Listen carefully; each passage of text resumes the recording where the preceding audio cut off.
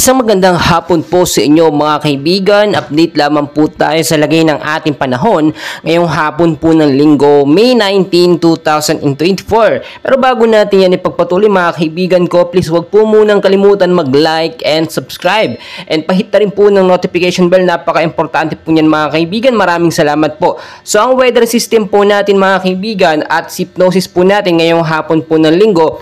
At kung mapapansin po ninyo, umulan po ng biglaan sa ilang bahagi po ng ating bansa. Dulot po yan ang tinatawag po natin na shear line na siya po nakakaapekto sa ilang bahagi po yan ng extreme northern Luzon. Kasama na din po kaibigan yung easterlies na siya po nakakaapekto naman sa ilang bahagi po ng ating bansa. So napansin nyo naman, hindi naman ganong kalakas pero naibsan po yung ating init na nararamdaman. Though may alinsangan pagkatapos nun, pero okay na rin po yun, senyalis na rin po yun na kahit papaano nababawasan po yung init. So pangunahan ko na kayo mga kaibigan, as of na wala pa naman po tayong bagyong binabantayan sa loob ng Philippine Area of Responsibility. Pero ang tanong, may parating nga po ba talaga na bagyo? So upon checking po sa ating pinaka-live radar ay meron po tayong na-monitor ng mga cloud cluster or mga kumpol ng kaulapan na posible pong maging active LPA or posible ding maging bagyo. So inaabangan natin, and ayon na rin po sa pag-asa, posibleng isang bagyo po ang pumasok ngayong buwan ng Mayo. Kaya binabantayan po natin yan, inaasahan din na itong bagyo na papasok po kauna-unahan po ngayong 2024, posibleng maging malakas po ito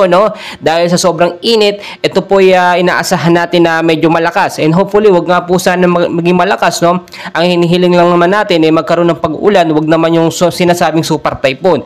So kung titignan po ninyo mga kaibigan, heat index natin na itala din pumalo po from 35 to 38 degrees Celsius sa ilang bahagi po yan ng Metro Manila, at nag-i-stable na lamang po dyan dahil akalain nga po natin kung titignan nyo, patapos na rin po ang heat season. Ilang buwan na lang po simula ngayon ay papasok na po ang rainy season. So pinaghahanda po ang bawat isa at maging ready po tayo sa banta po ng posibleng sunod-sunod po na bagyo. Ang gusto lang natin mga kaibigan ay yung hindi malakas na bagyo, yung makakapagbigay lamang po ng pag-uulan sa ilang bahagi po ng ating bansa para maibsan at mawala ang init.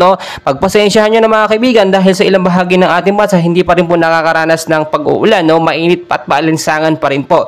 Pero sa ilang bahagi naman po ng Luzon, Visayas at Mindanao, nakakaranas po yan ng patuloy na pag-uulan pagdating po sa hapon. In case po magkaroon ng biglaang malakas na pag-uulan, pinag-iingat po yung mababang lugar po sa Metro Manila at sa ilang bahagi po ng ating bansa. Gayun din po sa landslide, mag-ingat din po tayo, especially mga landslide prone area. Ayon po sa ating forecast weather condition, sa area po ng Batanes, Cagayan, Ilocos Norte at Apayao, posibleng maging maulap po dyan, dulot ng shear line, posibleng pugabaha sa mababang lugar. Landslide naman doon sa matataas na lugar due to moderate to heavy rainfalls kung sakasakali po sa gabi. Sa Metro Manila, ganun din po mga kaibigan, posibleng maging maulap hanggang bukas po yan, dulot naman ito ng easterlies or yung mainit na hangin na nanggagaling po yan sa karagatang Pasipiko. Posibleng pagbabaha sa mababang lugar at landslide naman sa mga landslide prone area. Mga kaibigan, paalala ko po, always know the weather before you go para safe at handa po tayo lagi sa anumang banta ng panahon.